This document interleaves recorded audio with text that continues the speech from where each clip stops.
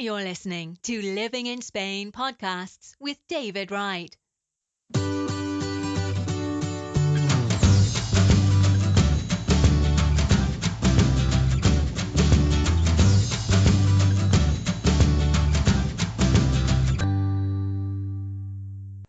Hi, my name's David Wright and welcome to another one of my podcasts. Today we've got Helen Llewelen.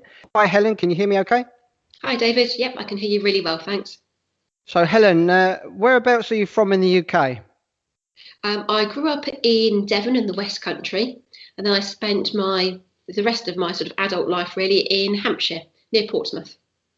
And what was the reasons for moving to Spain?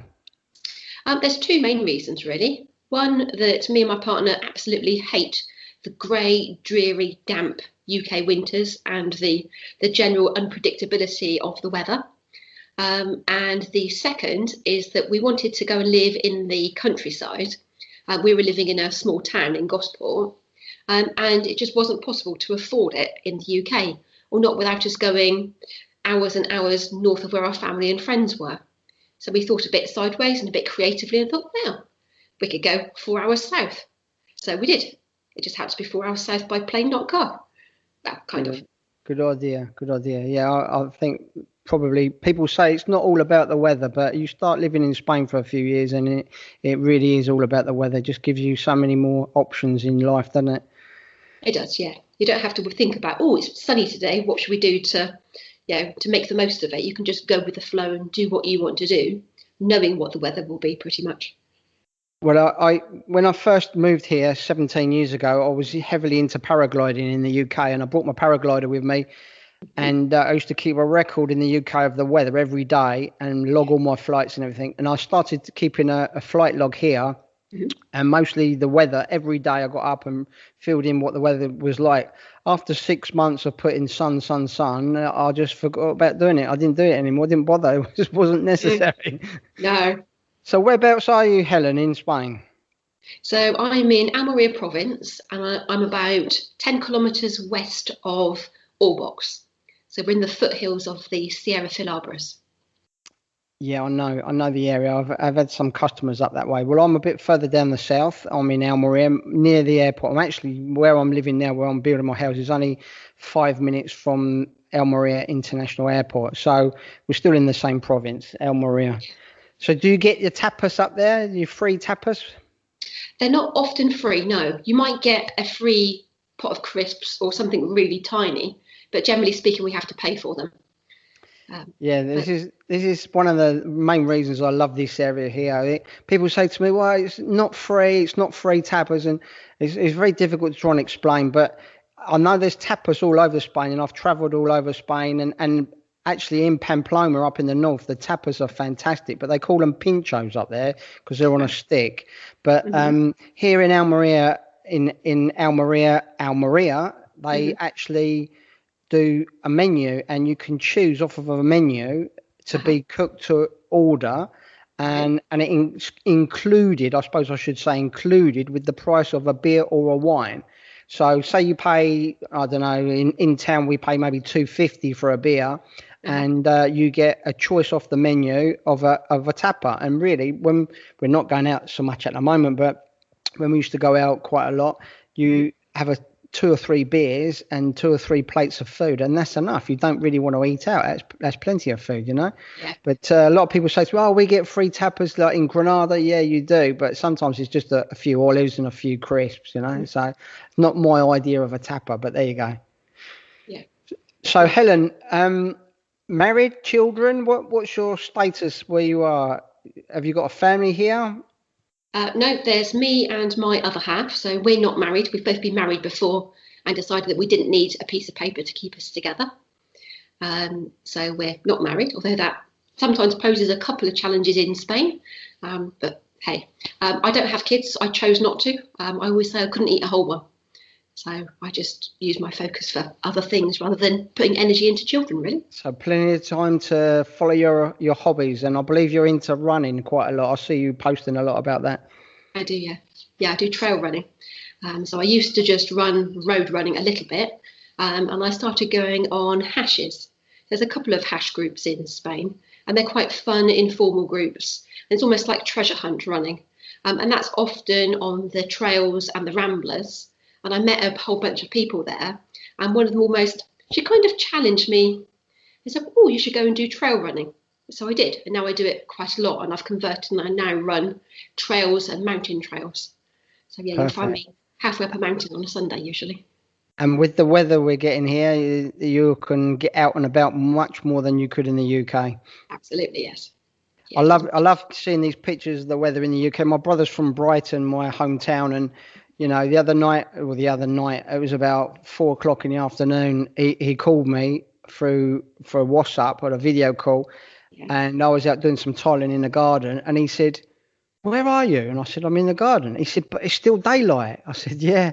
He said, "We've got the lights on, the curtains drawn, and the central heating on." I said, "Yeah, that sounds about right." Yes, so much different here, isn't it? Yeah, the light's nicer and better, I think, as well. And as you say, the sun is it gives you more, I don't know, it makes you feel better, it gives you more energy somehow. Yeah, when you get up every day, I mean, I'm looking out the window now. We've got cloud today, but it's still sunny and it's very warm. I'm in a t-shirt and I'm not actually in shorts at the moment because I'm working indoors. But last week, it's still warm enough shorts weather outside. It's incredible for this time of year. Yeah, so Helen, what is it you do here in Spain for the listeners, work-wise? You're earning online, I believe. Tell us a little bit about that. That's right. Yeah, my main business is in well-being. So I help people overcome challenges. So anything from physical injuries. So I had a client in yesterday who had a knee problem. That was from running. So I helped him recover from that running injury. And we also do anxiety and depression and have a business side to that, in that we do it for businesses as well. So working with UK businesses to give coping strategies to their staff and also to recover from anxiety, depression, addiction, weight loss, physical injuries. So it's all about transforming people's lives, really. So most of this is online, I believe. Is that correct? That's right, yes. So this is quite a good little business to be in Spain, because I believe you do speak some Spanish, though. Is that correct? I do speak a little bit, yeah. I can get a point across. I'm not quite properly conversational, but I can do tenses. I can do a bit of past tense and future tense. So I'm getting there slowly. Yeah, don't get me started on that. I mean, I'm married to a Spanish woman, but, like the verb to eat, comer, comáis, comemos, comen, past, present, future. I just say comer, and that's sufficient. And she gets upset with me sometimes, but it gets the point over. Yeah. There's too many verbs to learn. And I do find that, if you're making an effort talking to a Spanish person in your attempt at Spanish, they are so helpful. You don't get laughed at like you might do in France. And they'll keep speaking back to you in Spanish and probably understand what you meant, even if you didn't quite get it right. And you can have a conversation and have a go. And if it didn't go quite right, if you can see where it went wrong, you can always look it up later. So I agree. Yeah, I think in all the years I've been here, I think being British, we're a little bit shy at trying to start a conversation if we're not very good at the Spanish. But I've never once, I can honestly say never once, has anybody laughed at me or mocked my Spanish. In fact, the opposite. They've encouraged me when I first started learning and helped me. Now my wife takes a mickey out of me a little bit sometimes when I get words around the wrong way and things like that in Spanish. But that's to be expected. But I mean, when you're out and about, if you make the effort, people really do. I think one of the problems I had when I've initially started to speak Spanish in public, that some people speak English and they want to use their English. And so, they're talking to you in English. And I said, no, I want to speak Spanish. Oh, but I need to practice my English, So it's difficult you need to become good at Spanish. You need to be speaking it with a Spanish person as often as you can, Yes. And I think that's, really people say, oh, what's the best way to learn? The best way to learn is whatever suits you and whatever is comfortable for you. So what recommendation would you have as regards learning Spanish? What was good for you? I learned an awful lot of words on Duolingo. But the one that I prefer, I think it's called Busu. Let me just look it up on the phone. Excuse me looking down while I'm talking to you. Yeah, it's spelled Busuu. Never But heard of that one. but as you say, the best thing is just practice. My Spanish has come on much faster since I helped my other half at a market stall on Saturday. And the chap opposite us now is a new store holder, and he's Spanish, and he's really friendly. So every Saturday, I have conversations in Spanish. And it's just getting used to the way people said and the way that they structure their sentences. It's so much. I think I learn more from that than any app. Yeah. I mean, I recommend these apps because, like there's so many apps out there that you can download for free, and some of them get pretty boring after a while, but just delete it and download another one. There's loads of them. And if you find one you like I did some time ago, I paid for the paid version of it, and you're only talking about $1.99 or something, so it's not expensive. But just download loads of them and practice with them that way, and make a point of doing it every day. I think being regular with it is the thing. It's no good saying, oh well, once a week. Like when I first started learning Spanish here, I went to classes once a week, and that's just not enough. It's nowhere near enough. No. I had you were talking about people wanting to speak to you in English. I had a funny moment when I was on the way. I was running home this morning. So on a Friday, I run to a local town. I meet my other half there who cycled. We have breakfast and then we run back again. And I got stopped on the road, which is it's a through road. It's fairly busy, but Spanish busy, not UK busy. And this random stranger stopped his car and was having a chat with me. And he was Spanish, and he was asking, do I speak Spanish? Oh, yes, a little bit. And we ended up having a conversation where I'm talking in Spanish and he's talking in English. So we're talking our non-native languages to each other. And he was just interested to know what was I doing, where did I live, and how far had I come. It's just really nice to have that, I don't know, the friendliness. That's the other thing that I found with Spain. The Spanish are so friendly. It's like going back in time in the UK. People are interested in who you are and what you do. Yeah. It's really refreshing. That's so true. Yeah. When I first moved here, I was married to my first wife, and when I divorced after a few years here, and I was on my own for some time, and I ended up going out and joining a walking club and a mountain climbing club here, and I just threw myself in at the deep end. It was a Spanish club. Didn't understand almost nothing they said, and then each day when we went, or each week when we went out on the walks and the hikes and stuff, I gradually plucked up the courage to start talking to people and learning their responses. And my conversation was pretty boring to begin with. It was like, what's your name? Where are you from? How old are you? What do you do? That sort of thing. And then it built up from there. And, from the walking club, the first 6 months I was with them, I ended up getting business from clients, Spanish clients from my carpentry business at the time. And then I was invited to parties and friends, and I still keep in touch with a few of these people now. So, if you do make the effort, the Spanish are always very good at helping you along with the language. Yeah. Yes, I absolutely agree. Yeah. So, Helen, if people are interested in learning more about your business, what you do, have you got a website, a Facebook page? How can they get in touch with you? I do, yeah. If I give you the website for the business side of the wellbeing, and then I also do it on an individual level. I'll give you the Facebook page for that. Then it keeps it two separate bits. Okay, fine. Well, I'll put a link to these two in the description box. So if anybody wants to find out more information about this, or they want to contact you, they can contact you through those links. Is that correct? Yes, that'd be lovely. Yeah, we can do that. So Helen, if people move into Spain, what would you recommend if they're not sure if they're going to do it now with the Brexit, the virus and everything else? Because people say to me, it's not the right time now, we're going to wait. And I always say the right time is now. There's always going to be an excuse. There's always going to be something, it's going to stop you. So, I say now, and find a solution to the problems that are around and just do it. But what would you recommend to people that are on the fence about coming? Would you say wait, or would you say do it anyway? I think I'd almost take them back a stage and ask them, why are they coming? What do they hope is going to change when they get here? What are they going to gain? What are they hoping to lose? And look at how they actually want to live. Because the conversations I have with other people here, are sometimes that, oh, we're bored, or we're a bit worried because we can't see the grandkids. Well, think about that before you arrive. Is it really, really important to you that you have face-to-face time with grandkids or particular friends or family? If that's very important, perhaps don't come at all. And think about how you want to live here, because it's not a holiday. You can't go to parties, every 2 days and spend all your time in the bar. And it's not as safe as perhaps it once was either, if COVID worries you. So think about how you want to live here.